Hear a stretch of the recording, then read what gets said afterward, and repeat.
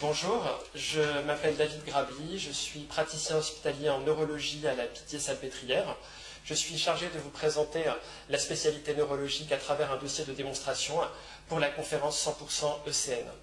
La neurologie est une spécialité importante pour vous en tant que futur médecin, dans la mesure où elle prend en charge des pathologies fréquentes comme les maladies neurovasculaires ou comme les pathologies neurodégénératives, maladie d'Alzheimer ou maladie de Parkinson.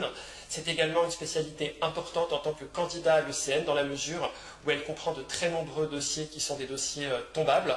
C'est également des dossiers qui sont sélectifs dans la mesure où la spécialité neurologique est considérée comme étant particulièrement difficile, mais avec des modalités de raisonnement assez simples que nous allons essayer de vous présenter dans cette conférence, vous pourrez certainement mieux réussir vos dossiers ECN en neurologie. Je vais donc vous présenter la spécialité à travers un dossier progressif de démonstration. Alors pour rappeler les éléments importants que j'ai mentionnés dans ma petite introduction, la neurologie à l'ECN, c'est important parce que cela concerne des maladies qui sont des maladies fréquentes, qui sont potentiellement des maladies graves et qui sont surtout des maladies tombables. Et rappelez-vous, parmi les 3 défaillances d'organes mortels, il y a les défaillances cardiovasculaires, les défaillances respiratoires et bien sûr les défaillances neurologiques. C'est également une spécialité importante car elle peut faire l'objet de dossiers transversaux. Il existe souvent des symptômes neurologiques associés à des signes extraneurologiques dans le cadre d'autres maladies d'organes. Et puis c'est une spécialité qui va impliquer une prise en charge multidisciplinaire, prise en charge sociale, de rééducation, de diététique qui sont particulières. Alors pour commencer avec ce premier dossier, vous allez recevoir en consultation une patiente qui est âgée de 57 ans et qui se plaint depuis quelques mois d'une gêne à la marche. Elle a également des difficultés pour passer le pas du côté droit, mais elle n'a pas de réduction du périmètre de marche. Lorsque vous l'interrogez, vous n'identifiez pas d'antécédents particuliers en dehors d'un tabagisme actif à 35 paquets années. Elle ne prend pas de traitement spécifique sauf de l'aspirine 1000 mg par jour pour des céphalées et ce de manière ponctuelle. Et en dehors du trouble de la marche dont elle s'est plainte spontanément, elle présente également depuis quelques mois, 3 mois, des difficultés de calligraphie lors de l'écriture avec une écriture dont la taille s'est réduite et elle se plaint également d'être fatiguée d'une manière inhabituelle chez elle. C'est une patiente droitière. Lorsque vous l'examinez, vous mettez en évidence un syndrome akinétorigide prédominant du côté droit, avec un discret tremblement de repos prédominant également au niveau de la main droite. Il n'y a pas de déficit sensitivo-moteur. Alors la première question est, quel bilan faites-vous? Alors parmi les propositions qui étaient proposées, les 2 réponses à choisir étaient pas d'examen complémentaire, ça c'est une chose importante. On est devant un syndrome parkinsonien qui est typique et dans ce contexte-là, il n'y a aucun examen complémentaire à effectuer. En revanche, le point important, c'est de proposer à cette patiente un test thérapeutique avec un traitement dopaminergique qui permettra d'évaluer la réponse des symptômes au traitement et donc de confirmer le diagnostic. Alors parmi les propositions qu'il ne fallait pas sélectionner, il y avait l'imagerie cérébrale, scanner cérébral ou IRM cérébral. Elle n'est pas utile dans un contexte classique et typique de syndrome parkinsonien. Il y avait également le DAT-scan. Donc le DAT-scan, c'est un examen qui permet de mettre en évidence une dénervation dopaminergique. Cet examen est inutile pour affirmer le syndrome parkinsonien. Il présente en revanche un intérêt lorsque l'on veut différencier un syndrome parkinsonien iatrogène, secondaire à la prise de neuroleptiques, d'un syndrome parkinsonien dégénératif. Il permet également de faire la différence dans les situations difficiles entre un tremblement essentiel et un tremblement lié à la maladie de Parkinson. Enfin, le bilan du cuivre, donc la duprémie, la céruloplasmine, est utile pour éliminer le diagnostic d'une maladie de Wilson dans une catégorie d'âge plus jeune que la patiente qui est disputée dans ce cas-là. On considère que ces examens doivent être réalisés systématiquement ainsi que l'IRM cérébral chez les patients ayant moins de 40 ans avec un syndrome parkinsonien. Donc en synthèse, devant ce cas clinique, vous évoquez un syndrome parkinsonien sans atypie qui, compte tenu de la présentation classique, ne nécessitera aucun bilan particulier. La deuxième question est, quelles sont les atypies que vous devez rechercher de manière systématique à l'examen clinique? Alors les réponses à donner sont le syndrome pyramidal, le déficit sensitivo-moteur, le syndrome cérébelleux, les troubles cognitifs précoces, les chutes précoces et les troubles oculomoteurs. Il s'agit de symptômes ou d'anomalies d'examen qui correspondent à des drapeaux rouges qui vont devoir faire remettre en cause le diagnostic de maladie de Parkinson idiopathique et faire suspecter un syndrome parkinsonien atypique. Les deux items qu'il ne fallait pas cocher étaient dépression et hypercialorrhée, qui font partie de la symptomatologie parkinsonienne classique. Donc, comme vous l'aviez proposé, la patiente est mise sous traitement dopaminergique avec des agonistes dopaminergiques. Elle prend du pramipexole. Les doses sont augmentées progressivement. La réponse au traitement est bonne, mais la patiente reste inquiète car sa belle-sœur, qui a vu à la télé un reportage, lui a dit qu'elle pouvait avoir une autre maladie que la maladie de Parkinson. Donc la question suivante est quels sont les diagnostics différentiels à suspecter devant un syndrome parkinsonien?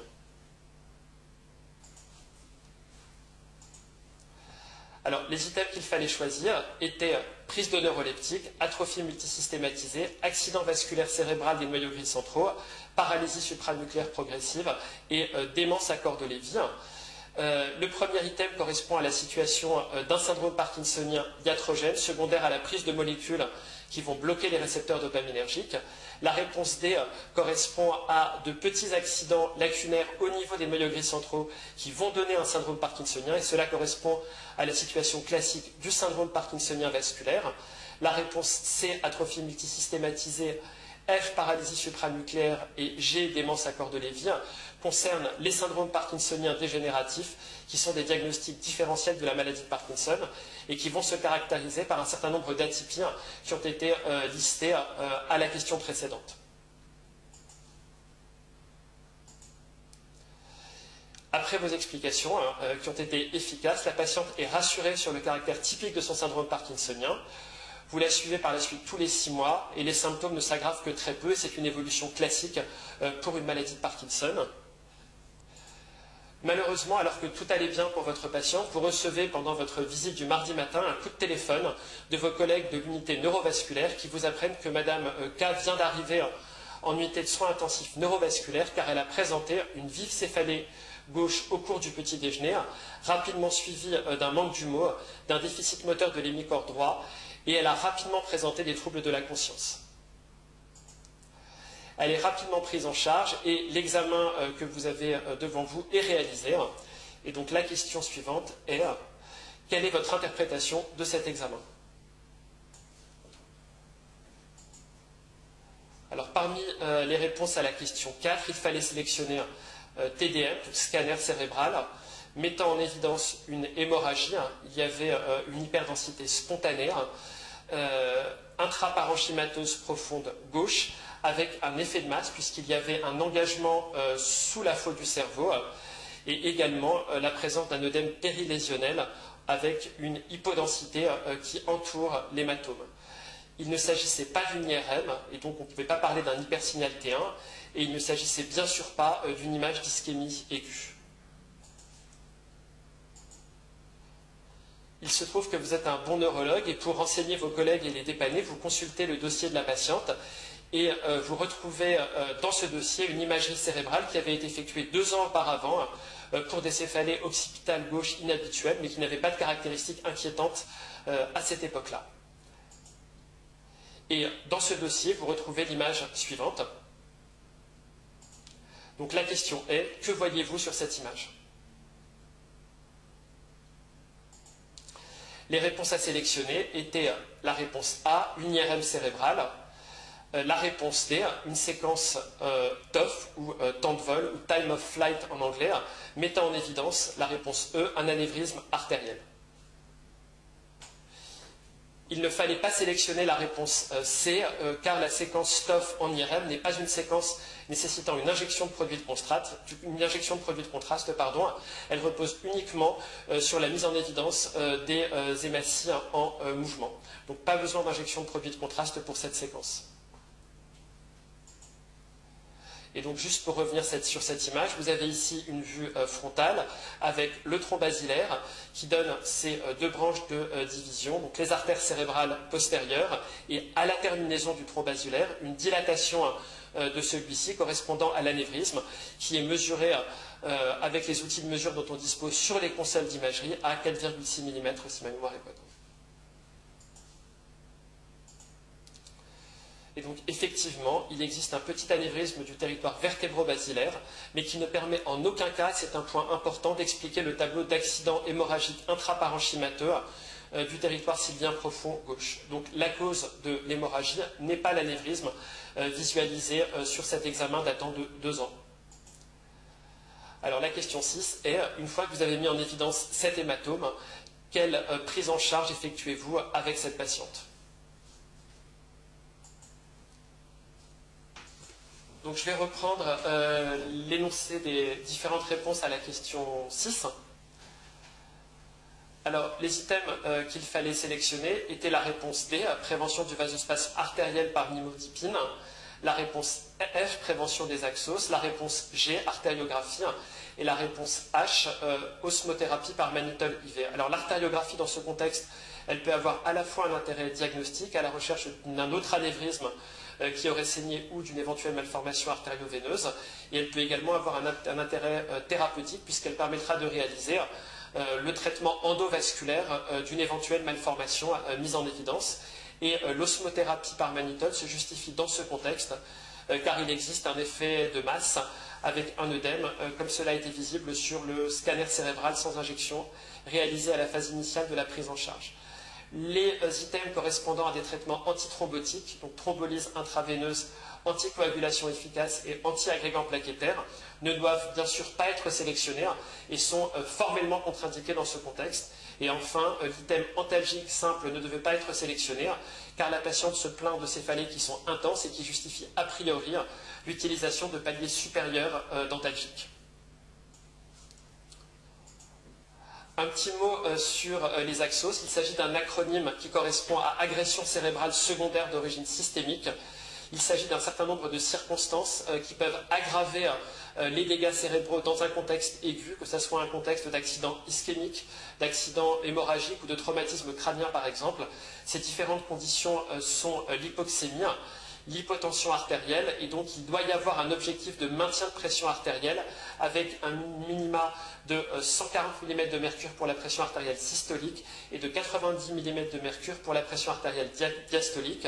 Ce sont l'hypocapnie et l'hypercapnie qui doivent être corrigés avec un but de normocapnie, l'anémie, l'acidose et l'hypoglycémie. Et globalement, on va tolérer une hyperglycémie tant qu'elle reste inférieure à 2 grammes par litre. Il est évident qu'à la phase aiguë de la prise en charge de ces différentes circonstances, accident ischémique ou hémorragique cérébraux, traumatisme crânien, l'objectif va être de limiter tous ces facteurs d'agression qui sont susceptibles d'entraîner une détérioration des patients et donc de rendre le pronostic plus sévère.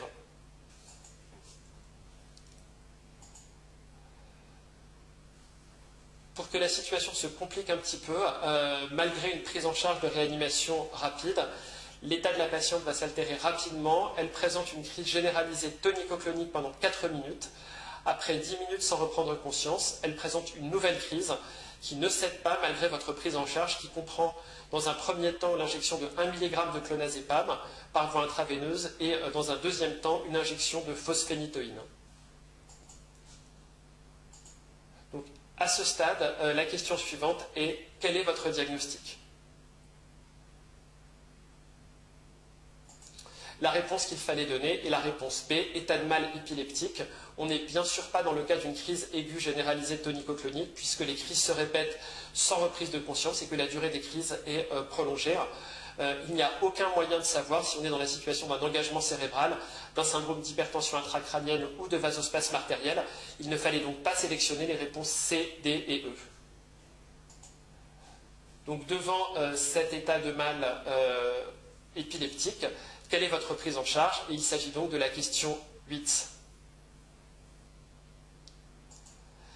Les réponses à sélectionner étaient la réponse A, mesure de la glycémie et correction si besoin, prévention des axos, on revient à la discussion qu'on a eue tout à l'heure sur ces facteurs d'aggravation du pronostic neurologique dans les situations aiguës, l'administration de clonazepam IV, l'utilisation de phénobarbital IV, on y reviendra à travers l'arbre de prise en charge des états de mal épileptiques, la libération des voies aériennes supérieures qui est évidemment un acte systématique dans ce contexte, et enfin une surveillance continue en réanimation, l'intubation orotrachéale d'emblée et la sédation par propofol IV d'emblée ne se justifient pas dans ce contexte. Alors pour illustrer les réponses qui ont été proposées à la question précédente, vous avez ici un arbre de prise en charge qui schématise les recommandations dans le cadre d'un état de mal épileptique tonico-clonique généralisé. La situation de notre patiente correspond à la partie gauche de cet arbre, avec une crise initiale qui avait duré moins de 30 minutes, qui avait été prise en charge par l'administration de clonazepam par voie intraveineuse, associée secondairement à de la phosphénitoïne, avec la persistance de convulsions malgré cette association de traitement. Et donc l'étape d'après dans ce contexte, c'est l'utilisation d'un autre traitement antiépileptique, en l'occurrence le phénobarbital, également par voie parentérale. Et c'est uniquement en cas d'échec du phénobarbital qu'on passera à l'étape d'une anesthésie générale. Ce qui justifie le fait qu'il ne fallait pas sélectionner les réponses propofol intraveineux d'emblée et intubation orotrachéale d'emblée pour la question 8.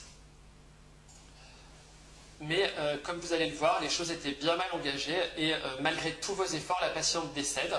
La question suivante concerne l'entretien que vous devez mener avec la famille. Comment menez-vous cet entretien ? Alors, l'objectif de cette question est de vous faire réfléchir aux conditions d'annonce du décès d'un patient. Alors, il s'agit de l'annonce d'un décès, donc il n'y a pas lieu de s'adresser à une personne de confiance en particulier. Vous vous adressez à la famille en général et les items qu'il fallait retenir, c'est une annonce qui se fait dans un lieu calme et adapté, avec des termes appropriés, en respectant les silences des personnes que vous avez en face de vous. Il faut chercher d'emblée des manifestations qui pourraient laisser suspecter la survenue d'un deuil pathologique, de manière à prévenir cette complication du deuil. Et bien sûr, il faut proposer à la famille de la patiente, un soutien psychologique. Les réponses qu'il ne fallait pas sélectionner étaient l'entretien par l'interne ayant pris en charge la patiente, l'annonce du décès et d'une manière générale l'annonce de la complication grave d'une prise en charge doit être faite par un médecin senior et pas par un interne. Et puis le fait de laisser le plus longtemps possible la famille avec le défunt. Et enfin, il faut dans tous les cas annoncer le décès. Et comme je l'ai dit, il ne faut pas attendre qu'il y ait une personne de confiance ou une personne désignée comme étant la personne de confiance. Le décès doit être annoncé rapidement aux membres de la famille présents au moment du décès. Pour terminer, un petit message d'espoir. Si vous n'en pouvez plus, faites comme cet écureuil, prenez le temps de respirer. Je vous remercie de votre attention.